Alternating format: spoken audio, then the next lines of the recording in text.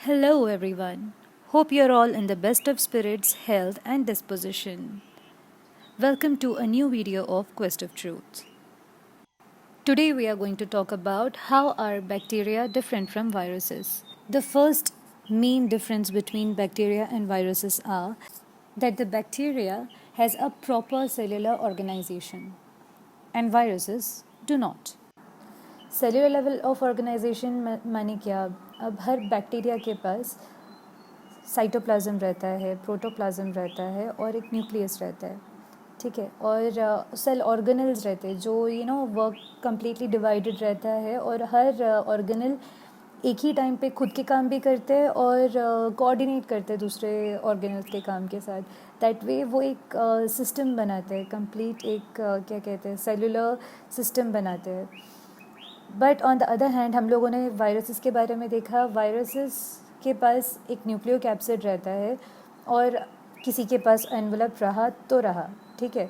तो उनके पास ऐसे सेलुलर ऑर्गेनाइजेशन नहीं रहता और डिवीजन ऑफ लेबर नहीं रहता जैसे बैक्टीरिया के पास रहता है। तो ये एक बहुत बड़ा डिफरेंस है बैक्टीरिया और वायरसेस के बीच में।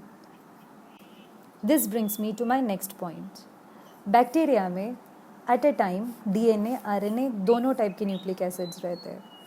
डीएनए हमेशा जीनोम के रूप में रहता है, यानी जो भी जेनेटिक इन्फॉर्मेशन एनकोडेड रहता है वो हमेशा डीएनए में रहता है। और बैक्टीरिया में जो आरएनए रहते हैं वो एक सपोर्टिव रोल के लिए रहते हैं, वो मेन जीनोम का काम कभी भी नहीं करते। On the other hand viruses में हम लोगों ने देखा कि एज न्यूक्लिक एसिड या तो फिर डीएनए रहेगा या तो फिर आरएनए रहेगा और दोनों कभी साथ में नहीं होते। और अगर वायरस आरएनए वायरस रहा तो उसमें जो आरएनए रहेगा वो वायरल जीनोम का काम करेगा। हालांकि बैक्टीरिया में आरएनए रहने के बाद भी वो कभी भी जीनोम का काम नहीं करता। ये बहुत इंपॉर्टेंट डिफरेंस है। नेक्स्ट क्या है, अभी एक सेलुलर लेवल ऑफ ऑर्गेनाइजेशन है बैक्टीरिया में, वो खुद का काम खुद कर सकता है, इंडिपेंडेंट है। तो उसको हम लोग सेल फ्री मीडिया में भी ग्रो कर सकते हैं, उसका कल्टीवेशन हम लोग अगार प्लेट में या न्यूट्रिएंट मीडिया में कर सकते हैं। On the other hand viruses obligate intracellular parasites है, जैसे मैंने आपको लास्ट सेशन में बताया था। जैसे हमने लास्ट वीडियो में डिस्कस किया under the heading morphology of viruses कि viruses are very smaller than a bacteria and an average bacteria.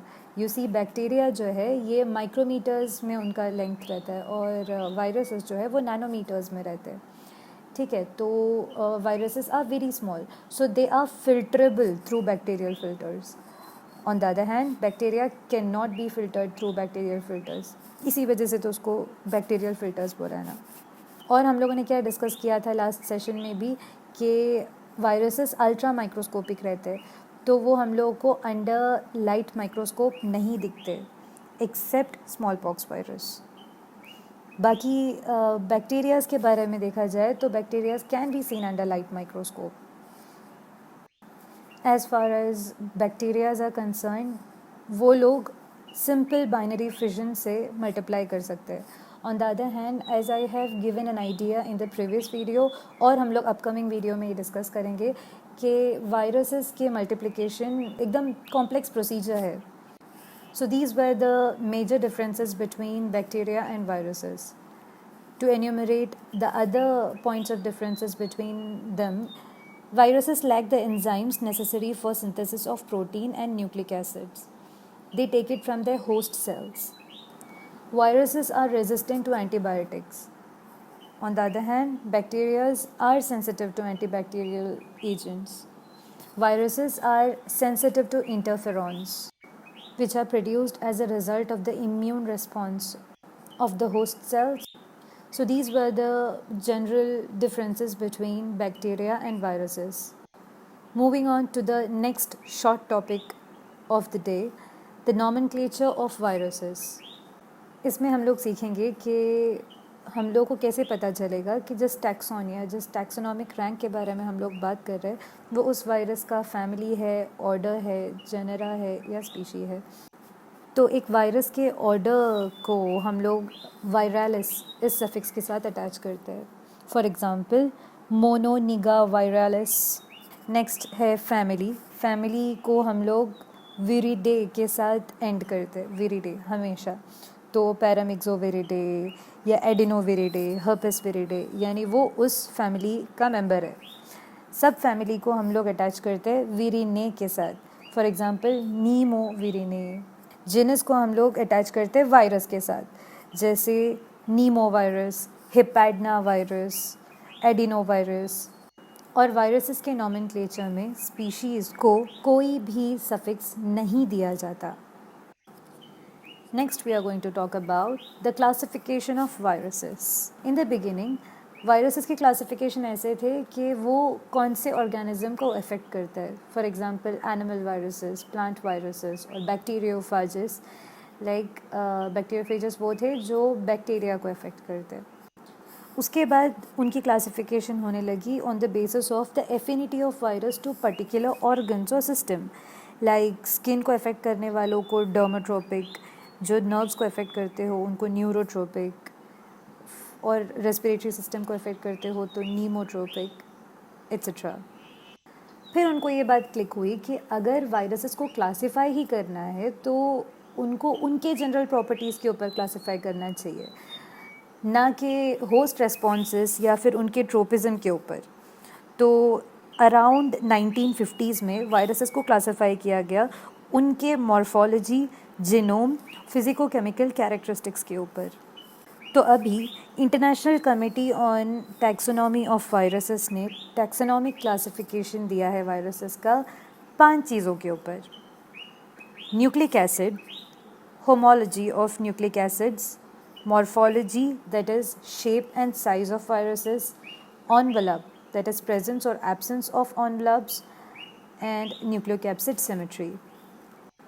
और इन कैरेक्टरिस्टिक्स के ऊपर डिसाइड किया जाएगा कि वो वायरस कौन से फैमिली को, कौन से ऑर्डर को, कौन से जेनेरा को और कौन से स्पीशी को बिलोंग करता है।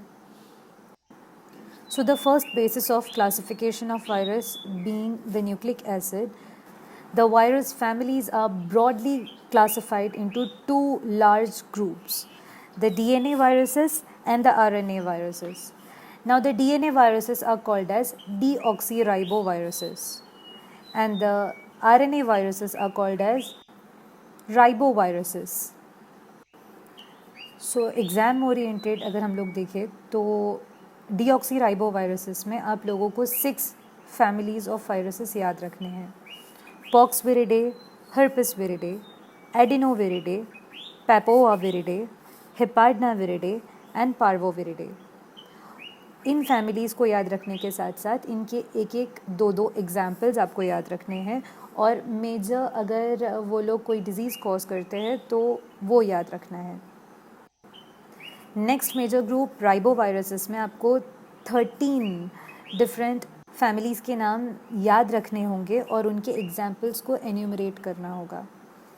आई वुड सजेस्ट कि आप इंडिविजुअल फैमिलीज़ के जनरल प्रॉपर्टीज़ को भी थोड़ा थोड़ा याद रखें और लिखें एग्ज़ाम्स में, और साथ ही साथ उनके एग्जाम्पल्स भी लिखें। That would be a feather on your cap and it's quite scoring, let me tell you.